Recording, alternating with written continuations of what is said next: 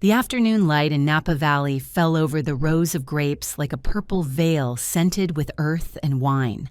I stood in the middle of my son's wedding wearing a simple navy blue dress, very different from the elegant designer suits surrounding me. The champagne glass trembled in my hand as I heard the laughter of Vanessa, the new bride, clear and cutting like breaking glass. "That is my mother-in-law. She is just an old hag." No one else heard it, but in that instant I felt the whole world tilt. I smiled, swallowing the salty taste in my throat. They were not tears. It was the memory of 20 years living under a mask. And the moment came when she took me in front of her parents. I bowed my head, keeping my courtesy. But her father, a silver-haired businessman, looked at me as if he were seeing a ghost. His glass of red wine stopped in the air, spilling onto his daughter's dress. "Emily from EM Capital. It is her." All the laughter and the music stopped abruptly. And in the sunset light tinged with red, I understood the secret I had kept for 2 decades had just been revealed at my own son's wedding. I am very happy that you are here. If you are watching this video, like and subscribe to the channel and tell me where you are listening to my story in the comments. We love to know how far our stories reach. The knock on the door sounded exactly at 7 a.m. 3 soft regular knocks, but enough to recognize him immediately. It was Michael. My son never came home at that hour, much less after a wedding that had ended almost at dawn. I left the coffee cup on the table and adjusted the shawl on my shoulders. When I opened the door, the fresh wind of Queens entered with the smell of sweet donuts from the corner bakery and the humidity of the night that had not yet left. Michael was there with his shirt wrinkled, his tie stuffed in his pocket, and dark circles under his eyes. "Mom, what happened last night?" His voice sounded hoarse, tired, mixed with anger, like someone who has not slept enough and cannot find peace. I stood motionless for a moment. That question was not just about the wedding. It was about all the years in which I had chosen to remain silent. I stepped aside and motioned for him to enter. "Sit down, son. I will make you some coffee." The small kitchen filled with soft morning light. The sound of boiling water and the aroma of cinnamon coming from the pot relieved the tension a little. Michael sat at the old wooden table. His hands clasped, his gaze fixed on nothing. I placed 2 cups in front of us, took a deep breath, and took a seat. "Maybe it is time for me to tell you some things." I started with a low voice, fearing to break something fragile between the two of us. "I think I already know what you are hiding," he interrupted. His dark eyes shone with a mixture of pain and mistrust. "Last night, when Vanessa's father recognized you, everyone froze. I never saw that man so scared. Who are you, really?" I closed my eyes, exhaling slowly. The sound of the metal spoon stirring the coffee seemed to rumble like a drum. "I am still your mother, Michael, but there are parts of my life that I hid to protect you." He looked up, frowning. "Protect me from what?" "From the truth that you are not the ordinary woman you claim to be." That question hurt more than any insult from Vanessa. I looked out the window where the sun was beginning to paint the wall with golden tones. "When your father was alive, he invented a new battery technology. We sold it and obtained a considerable sum, bigger than you imagine. But we did not tell anyone. We invested in silence. I kept the secret so that you would grow up as a man who knows the value of work without the shadow of money corrupting you." Michael leaned back in his chair and let out a bitter laugh. "And while I worked 10 hours a day counting every dollar to pay for the apartment, you could buy the whole building without signing a single paper right. I kept silent. How strange. There are moments when a mother can only endure her son's anger as a deserved penance. I did not want you to lose faith in effort. Your father always said, let him walk alone, he has to feel how the wind of life blows. I just followed his words." Michael watched me for a long time, then nodded slightly, although reproach still burned in his eyes. And Vanessa, or Arthur, did they know anything? No, no one knew. Until last night. The sound of my phone broke the thick air. On the screen appeared Danielle, my financial advisor for almost 10 years. I opened the message, feeling the pulse in my throat. Emily, the SEC has just opened a new review on 2 trusts in the name of the EM Capital subsidiary. Someone might be trying to access the files. We have to talk immediately.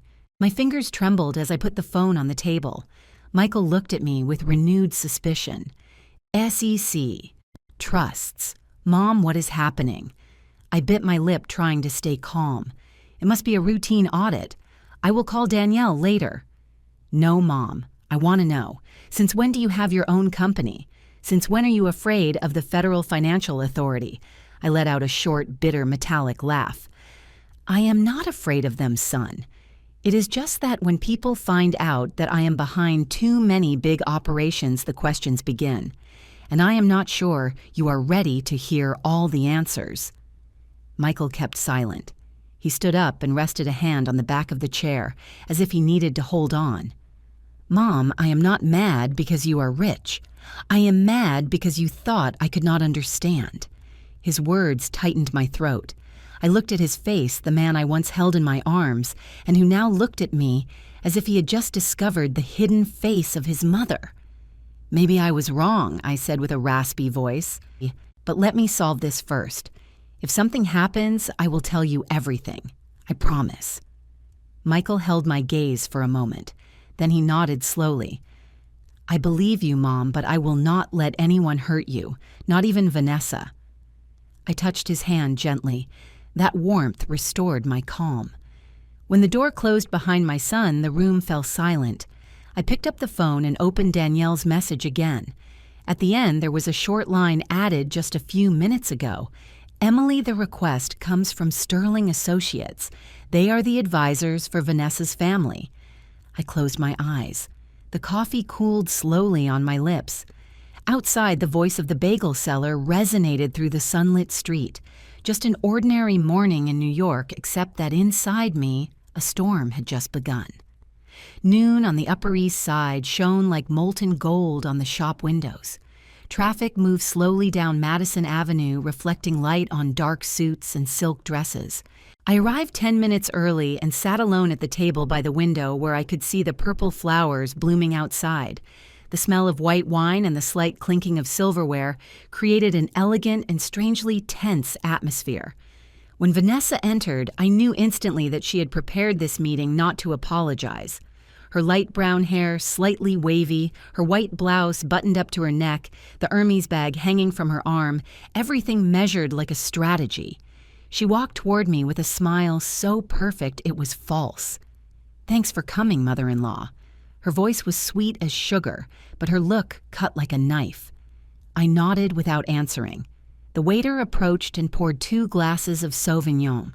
The golden liquid moved with bright sparkles as if announcing something that was to come. Vanessa opened her bag and took out an old laminated newspaper. Do you recognize this photo, Emily? I took a look. The economy section of the Wall Street Journal from 3 years ago with the image of the Purchase Act of Sterling Holding. In a corner, blurry but unmistakable, was me. Navy blue suit head, slightly tilted hand on a folder. A moment later, I heard the slight tap of wine in my glass. She looks a lot like you, right?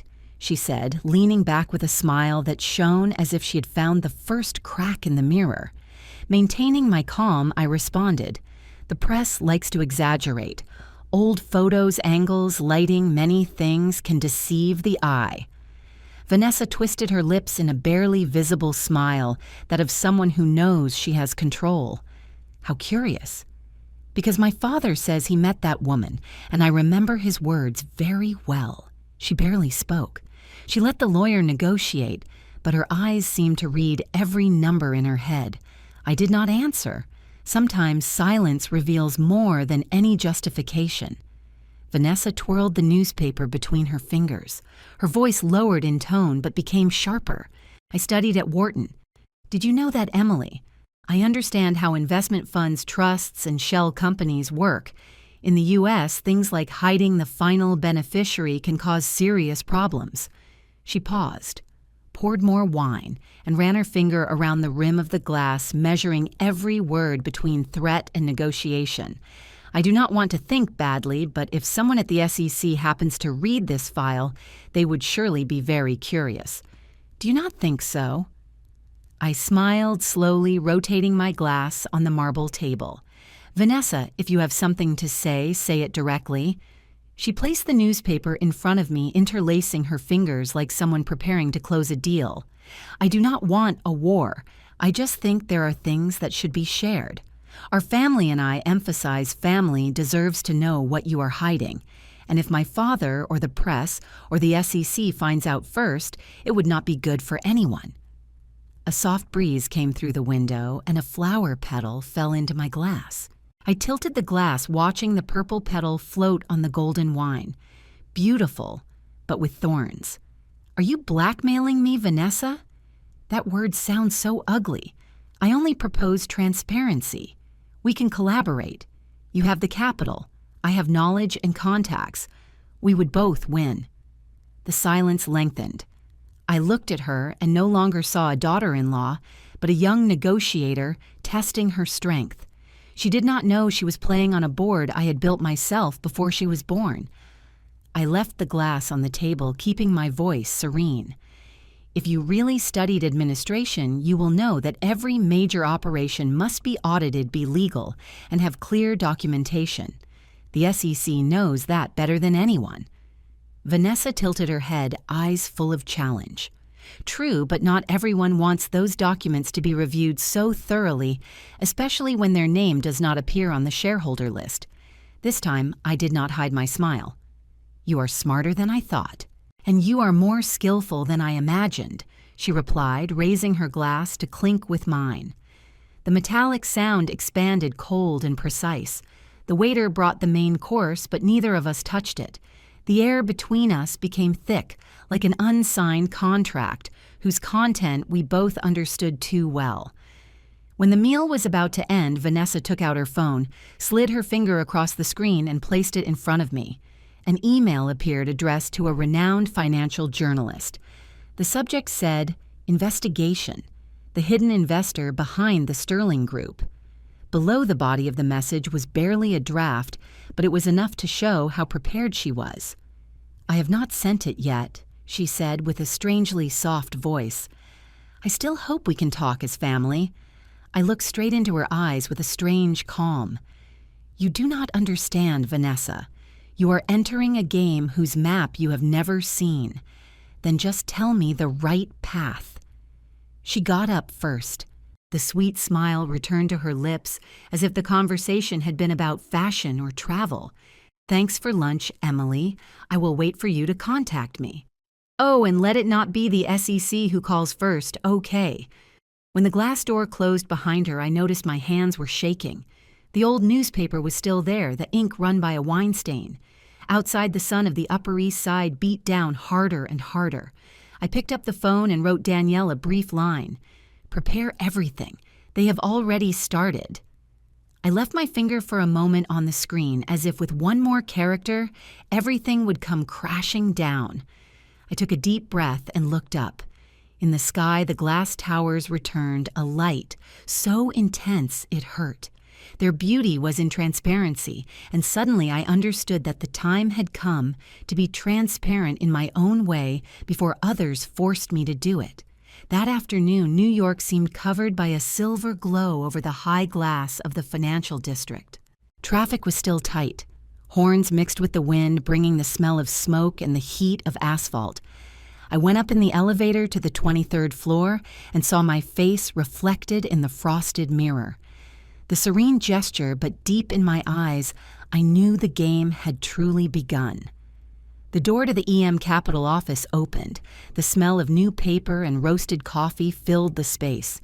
Danielle was waiting for me at the glass table surrounded by screens with financial charts, asset maps, and dozens of thick files.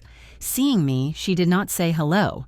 She extended her hand toward the wall covered with sticky notes and images. "Please look. This is the real picture of the Sterling family." I approached. On the map, red arrows linked assets with liabilities. Residence in the Hamptons mortgaged at 80%. 3 luxury cars bought on installments via leasing. Personal credit limits maxed out to the limit.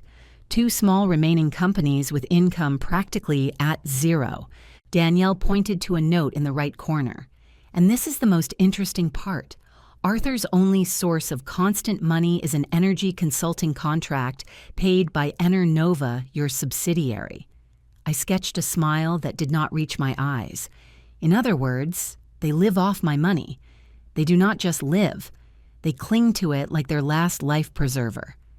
I kept silent in front of the map. The crossed lines looked like a spider web. A family that believed itself untouchable, eaten away from the inside. Danielle continued, her voice even, but with a new spark in her eyes that I had never seen. That is not all. You should see this. She put a gray folder before me tied with a red ribbon. I opened it. Inside was the copy of a prenuptial agreement with the names Michael and Vanessa barely visible. I frowned. Prenuptial. I remember Michael said they did not sign anything. Danielle nodded. Exactly. This document is fake, but it is drafted with great skill. It includes the clause that assets generated after marriage will be considered common property and carries electronic signatures forged with great care. If we did not review the metadata thoroughly, we would have taken it as valid. I touched the sheet with my fingertips. The paper smelled of fresh ink, not a document from 3 years ago. Since when did she prepare it? According to the IP trace, around 6 months before the engagement, and she used a part of a credit card opened in your name to pay the fees of the firm that drafted this draft. A chill ran down my back. So from the beginning, Vanessa planned everything. Danielle nodded, leaning in to show me the screen. The timeline appeared. Payments small, scattered, initiated when they were still dating. And here, she said, opening another folder, we discovered transfers to Naples Agency, a private detective firm. She hired it to follow you for 3 months before the wedding. I clenched my fists but kept my voice serene. Are there photographs? Yes, but I do not think you should see them. They are taken from a distance. The apartment in Queens, your office on Wall Street, even the times you went to your husband's grave. She wanted to know everything. I turned toward the wide window. Below, the city continued flowing under a dim light. I remembered noon on the Upper East Side, Vanessa's smile, her voice sweet but icy. Every word of hers took on a new meaning. It was not improvisation. It was a calculated script. Danielle moved a little closer, lowering her voice. She is not just curious, ma'am. She wants to control everything. This fake prenuptial contract was only the first step. Yes, that day at the restaurant, if you had given in. She would have used the document as proof of shared will over assets to present it in court. With her Wharton education, she knows perfectly how to twist the law in her favor. I took a deep breath, speaking slowly. Then we must get ahead. Gather all the evidence, IP invoices, receipts, transfers. We need to prepare a counterattack file. Danielle nodded, her gaze sharp as a razor. I already started. I also asked internal audit to review all contracts linked to the Sterling Group. It seems Arthur knows nothing, but someone in his family, possibly Vanessa's brother, appears as an intermediary in several dubious operations. I turned, leaning on the table. A dense tiredness rose to my chest like a wave. Danielle, I do not want to destroy a family, but if they try to sink me and Michael, I will not stand by with my arms crossed. She looked at me, nodding slowly. I understand, but you also know that this is no longer just a family matter. It is a power game. I kept silent, listening to the slight hum of the air conditioning. Outside, the sunset slid between the buildings. The cars turned on their yellow lights like a river of fire surrounding the city. I approached the table. I reviewed the files once more and touched the photograph of Vanessa smiling next to Michael at the wedding. Now I only saw it as evidence of a perfect conspiracy. She thinks she is clever, I murmured. But she forgets that there are women who have spent a lifetime in silence just to learn to fight with that very silence. Danielle smiled, tilting her head slightly. I will prepare the complete analysis in 3 days. You just have to be ready when the time comes to decide. I nodded. I took the fake prenuptial contract. I folded it and put it in my bag. The light from the lamps reflected on the glass, superimposing my face over the blinking charts. A strange image, fragile and strong at the same time. Leaving into the hallway, the light of the sunset crossed the large windows, dyeing the air intense orange. I stopped looking toward the city where Vanessa was surely sitting in her luxury apartment, convinced she had the knife in her hand. But she did not know that in another place I had also just sharpened my own blade. The next morning, the New York sky was covered with clouds. Fog grazed the high buildings. I arrived at the office earlier than usual. The glass still had drops of dew, and the meeting table reflected the pale light of dawn. Every breath mixed with the smell of paper black coffee and the sensation of being about to start a battle I could not lose. Lawyer Campbell, my attorney, arrived promptly at 8 a.m. His leather briefcase, worn by the years, remained as orderly as his character. His voice, deep and hoarse, never wasted a word. I have reviewed all the documentation Danielle sent. If Miss Sterling wants to involve the SEC, we must get at least 2 steps ahead. Transparency. Emily, so much that no one can use the truth against you. I nodded. We sat face to face on the table, a thick box of files labeled in black letters. Transparency, compliance. They were not simple papers. It was the only shield between me and what Vanessa was planning. Campbell opened the first file, speaking with a slow but firm tone, each word falling like a hammer blow. First layer. The compliance file. I need independent legal opinion letters from 3 different firms certifying that the LLC structure and your trusts are totally legitimate with no concealment of final beneficiary. We will deliver copies to the SEC before they ask for them. I listened to him with a mixture of relief and a sting. What I had kept secret for 20 years now had to be shown like an old exposed scar. But I understood that to protect what really matters sometimes, you have to let others see you without defense. Second layer. I asked, turning the page where he had written some notes in blue ink. Contractual leverage. He responded. The consulting contract between your subsidiary and Arthur has a cancellation clause in 30 days without cause. If they keep pressuring, just send the termination notice. It is not a hard blow, but sufficient for them to understand who holds their weak point. I looked at the cold letters on the sheet. That contract had been my way of helping a man who lost everything after the economic crisis. Now it had become a double-edged sword. One side to cut the threat and the other to wound my own compassion. Arthur has nothing to do with it, I said in a low voice. Maybe, but his daughter does. You must choose. Protect your kindness or protect yourself? That question fell into the silence like a stone in a deep well. I did not answer. Instead, I got up and walked to the window. Outside, it began to rain. The drops slid down the glass like thousands of fine threads, connecting me with the world where everyone went on living, calmly while I was about to sacrifice that peace for the truth.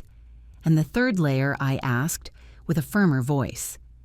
Campbell pushed a sealed envelope toward me, the solution to buy peace of mind, an offer impossible to refuse. $10 million with an absolute NDA and a total loss clause if there is any leak. We do not threaten, we just put a price on silence. I took the envelope. The cold slid down my palm. 10 million. That figure did not scare me.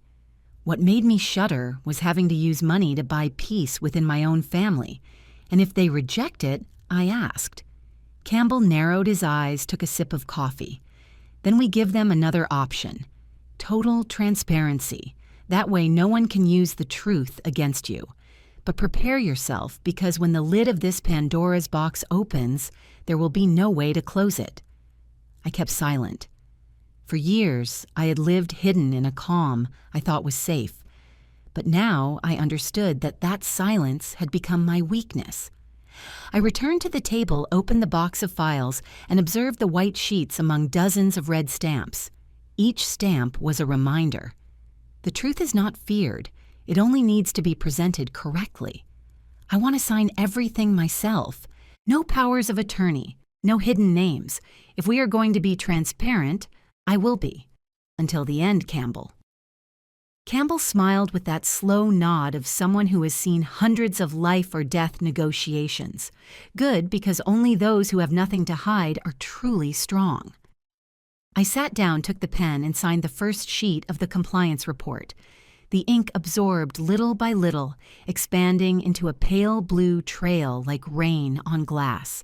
Outside, it thundered in the distance, and the drops hit with more force. In the closed room, only the sound of pages and our breathing remained. Campbell gathered the copies, placed them in a large envelope marked confidential. When he left, I followed him with my gaze. Inside me, relief and vertigo, mixed like someone on the edge of a cliff. She knows she must jump, but still fears doing so. I returned to the table. I took the pen he had left. It was heavy and cold, engraved with the words, Lex Veritas, the law is the truth. I barely smiled. Transparency was a weapon, as he said. But for me, it was also the beginning of a war I had to win, even if it was with my own blood. That afternoon, the sun of Wall Street bathed the city, but in the glass room on the 17th floor, no heat was felt. The air had a metallic smell mixed with the air conditioning system, as if the space itself knew a confrontation was approaching. In front of me, Vanessa sat next to her lawyer, Mr. O'Connor, with an air of confidence almost arrogant. She wore an impeccable cream suit, hair tied back eyes, cold and bright like blades. When I entered next to Campbell, she gave me the perfect smile of someone who believes she has won before starting the battle. "Thanks for coming," Emily said, Vanessa, with a voice sweet but full of thorns. "I think we all want to close this in a professional way." Campbell placed his leather briefcase on the table and opened the zipper slowly. I sat down. The light entering through the window behind me reflected on the shiny surface of the table, illuminating the thick files waiting like face-down cards. Vanessa took the floor with the firm tone of someone who feels in control. According to the SEC, hiding the true owner of a company can be considered a violation of mandatory disclosure. I have enough material to demonstrate that you stopped for an instant, looking directly at me. You were the one behind the purchase of Sterling Holding without revealing your real identity. I do not think it was an accident.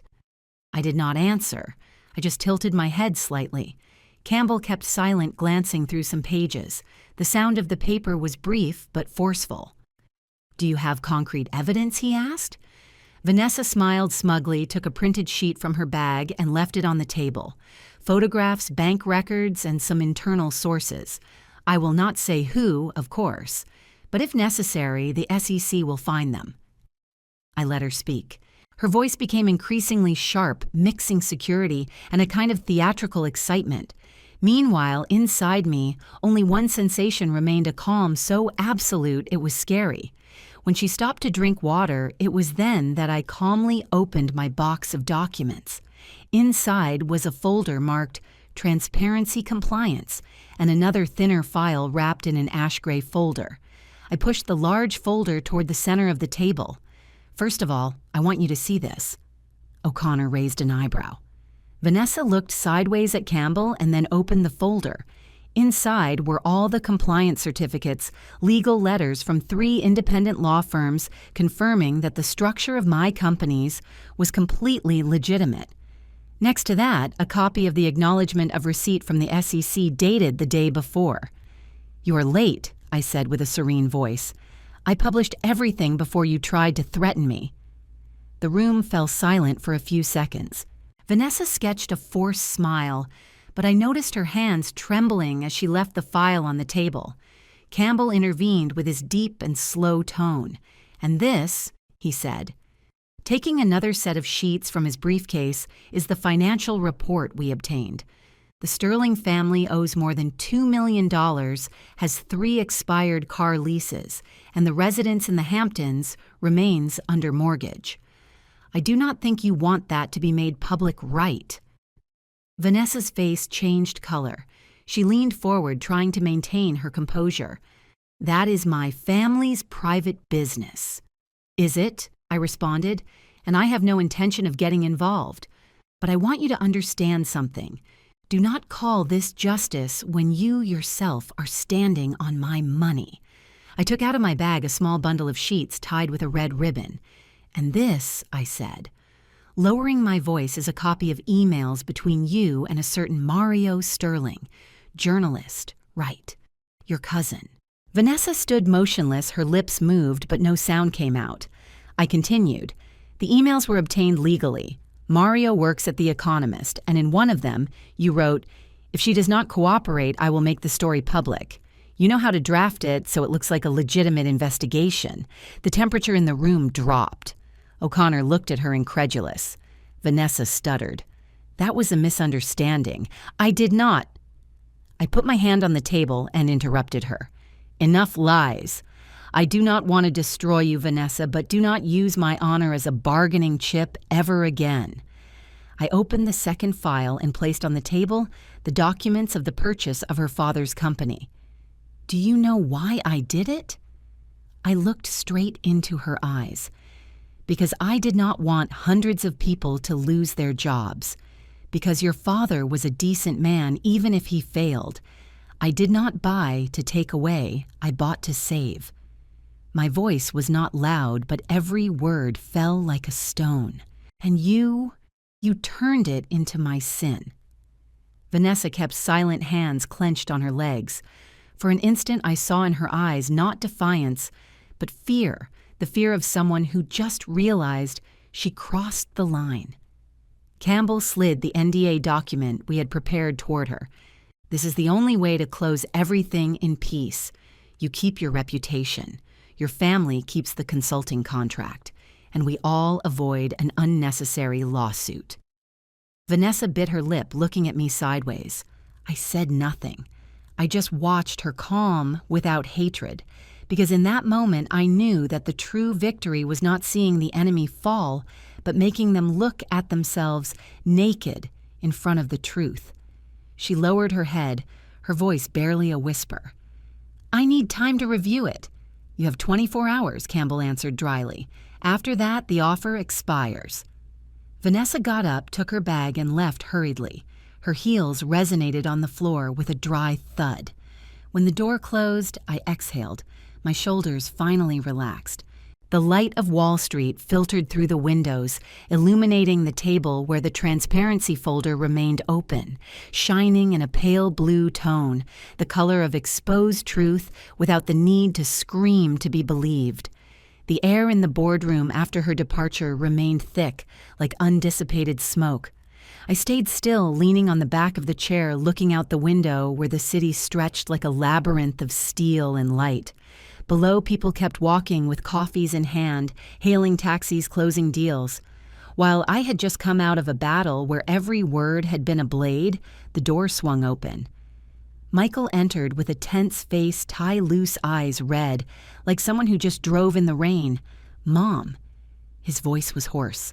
"I saw her downstairs. I did not turn around. What did she tell you? Not much. Just that I should talk to you because you are buying your own honor." I closed my eyes. Vanessa still did not understand. Honor is not bought. It is held in silence.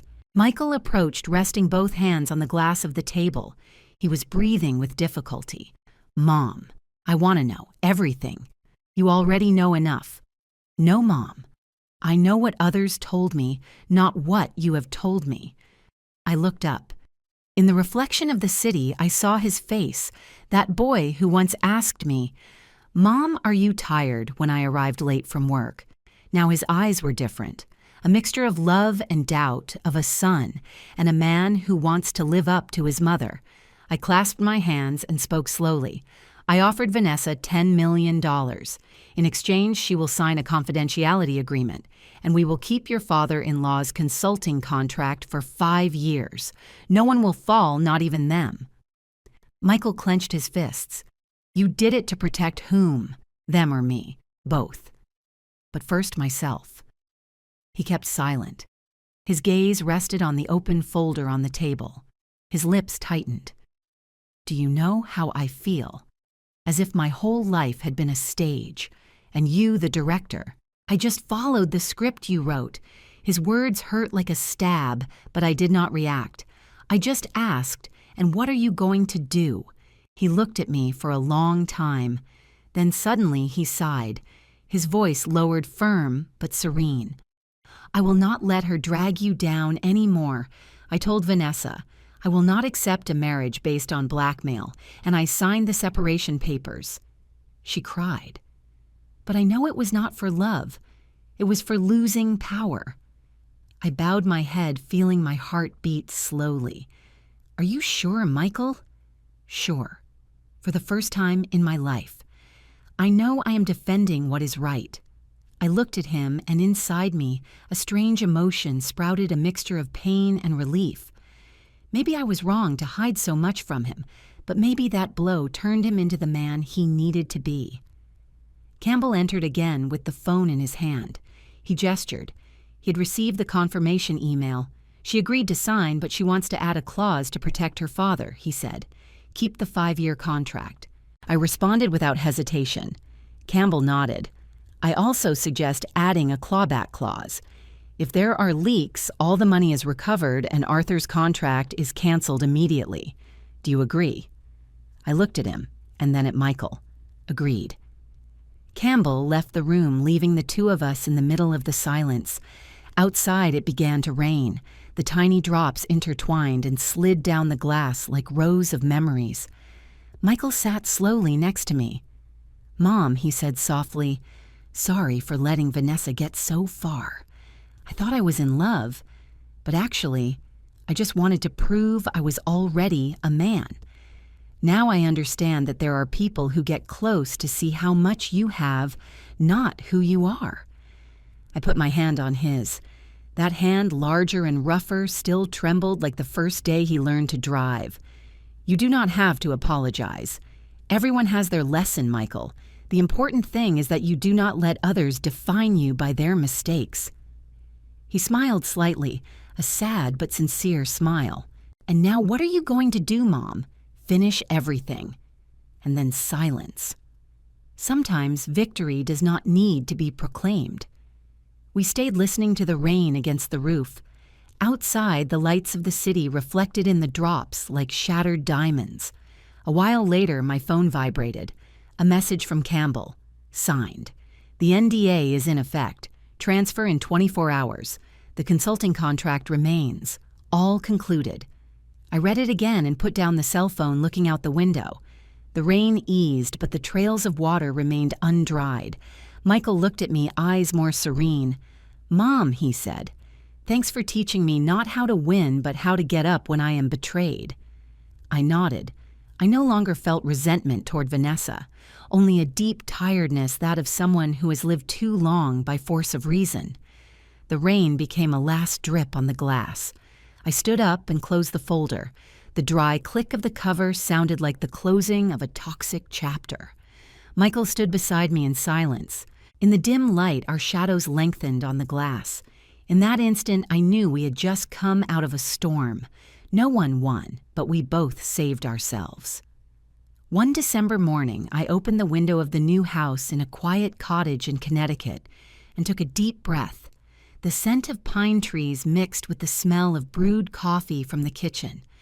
A gust brought the sound of an old car passing by. I leaned on the frame, watching the early sun fall on the white wall for the first time in years. I lived as myself, without a paper, without a mask. The house was not big, but every corner had the stillness I needed. Phones no longer rang all day. There were no more meetings in glass rooms where every look wanted to guess what I was hiding. Just me, the old wooden table, some pots of flowers, and a mind finally at peace. News of Vanessa traveled faster than I imagined. The divorce closed in less than 6 weeks. Fast cold with no aftertaste. She left the U.S. almost as soon as she signed. She flew to Paris, and her social media filled with champagne silks and dinners under warm lights.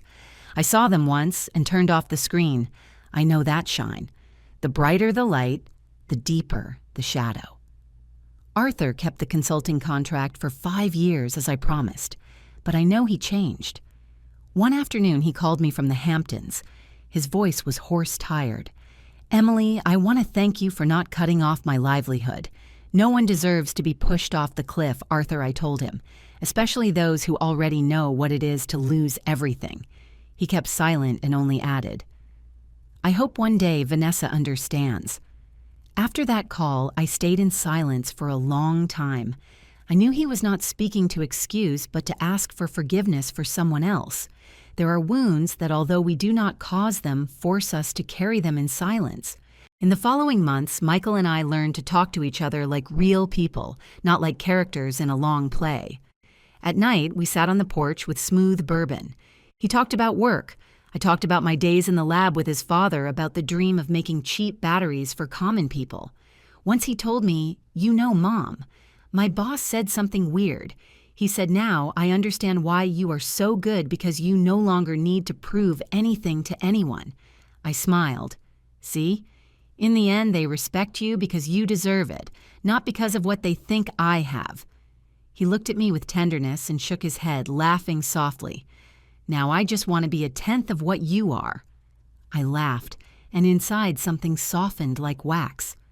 After so many years between silences, lies, and expensive lessons, we finally told each other the truth, and that saved what money never buys: trust. During that time, I started to make public a part of who I am, not to show off, but because it was time to use the truth as light. I founded the Emily Foundation to support young engineers with scholarships, labs, and mentorship. I remember the first press conference in the courtyard of MIT. Simple folding tables, students with gray jackets, and eyes lit with faith. A student approached with a trembling voice. "Mrs. Emily, were you really a circuit design engineer?" I nodded yes, and I once failed with a project to the point of wanting to give up. But someone told me failure is only the first step of patience. I want to repeat it to you. The girl's eyes moistened. "Thank you, ma'am." That afternoon leaving, I saw Michael from afar, leaning on the railing with a warm and proud smile. He said nothing, but I understood. He had forgiven me not with words, but by accompanying me. At night, back home, I sat at the desk and opened a new notebook. On the cover, I wrote, "The truth can also heal." Sometimes they ask me if I fear being examined now that I came out into the light. I answer, after living half a life in the shadow, the light no longer scares me. From my window, I see Michael leave the office every afternoon. He continues with his old car sleeves rolled up, calm step of someone who has nothing left to prove. I know the road is long, but we started a new chapter where everything, even the wounds, has its true name. And in that dawn between church bells and the smell of coffee in the quiet streets, I understood. Peace does not come from hiding the past, but from looking at it head on and continuing light without resentment. That Sunday, the sky was strangely clear. The sun spilled over the square, filtering through the old trees, painting the wall of the church golden. The bells rang deep and warm as if lengthening time, so everyone walked slower, spoke softly, and breathed deeply. I carried Sophie in my arms, my first granddaughter, pink skin, clear eyes like tender honey. She smiled asleep, and I asked myself, how can a being so small give so much peace to the heart? To one side, Michael and Isabella were talking to the priest. There was no wedding dress, no white flowers, no orchestra, only a small and simple mass, but with a light that no party could match the one falling from the stained glass on their faces, mixing green, amber, and deep red tones. I watched my son take the hand of the woman he chose, and I saw in his eyes that there were no longer scars from the past, only faith, that faith I had lost, and that was now reborn in a new generation. When the father prayed, the organ sounded slow and deep. Every note floated under the high ceiling. I leaned in and whispered in Sophie's ear, "Little one, I promise you something I will never hide anything important from you. No secret is worth more than trust. Do you understand?" The baby moved. Her tiny hand squeezed my finger, tightly more than I imagined. That small gesture made me feel my heart breaking into 1,000 pieces, not of pain, but of a new freedom. After the Mass, everyone gathered in the atrium. Isabella laughed, radiant, Her hair moved with the wind, and her hand remained joined to Michael's. There were no luxurious dresses, no expensive drinks, only sincere looks and the aroma of sweet bread floating in the air. I saw them go out into the sun and remembered that day so many years ago when I also left a church like that, loaded with illusions that were later lost among the years of ambition. But unlike me, Michael and Isabella knew how to start with the truth. At sunset, when everyone had gone, I stayed in a small room of the temple together with Lawyer Campbell. He put in front of me a thick file tied with red thread. On the cover, it read, "Will and Trust, Emily Marshall." I took the pen and looked at my name. For the first time, it was not a symbol of power, but the promise of a woman who understood the value of the truth. "Everything is ready," Emily said Campbell softly. "Only your signature is missing." I nodded and opened to the last page. Under the description of the purpose of the fund, I wrote with blue ink, "Michael, my son money is only a tool. Family is the limit we must protect with the truth." As the ink dried, I felt a door closing slowly behind me, without noise, without regret. Everything was in its place. Power returned to its correct meaning, and family above all. Campbell put the documents away and commented, "Do you know? Few choose to close like this without a spectacle, without running away." I smiled. The end does not need noise, only honesty. That night, returning home, the kitchen was still warm. Isabella was preparing hot chocolate. Michael was placing a vase with flowers on the table. The small house filled with laughter, the murmur of boiling water, and the clinking of a spoon against the glass. I stood in the doorway watching the yellow light spill over the walls. Sophie slept in the crib. She moved a little, opening her eyes to look at the lamp. I sat next to her, took her tiny hand, and felt something strange. For the first time in my life, I did not need to hide anything from anyone. Outside, the night wind passed between the trees, bringing the echo of the church bells. I heard Isabella's soft voice from the kitchen. "Michael, I think our girl will be strong like your mother." "No," he replied with a deep and warm voice. "She will be strong and compassionate because your mother taught me that only the truth feeds kindness." I smiled, my eyes stung a little. From the porch, the light formed a golden strip on the floor as soft as the breath of time. There was no more noise, no hidden plans.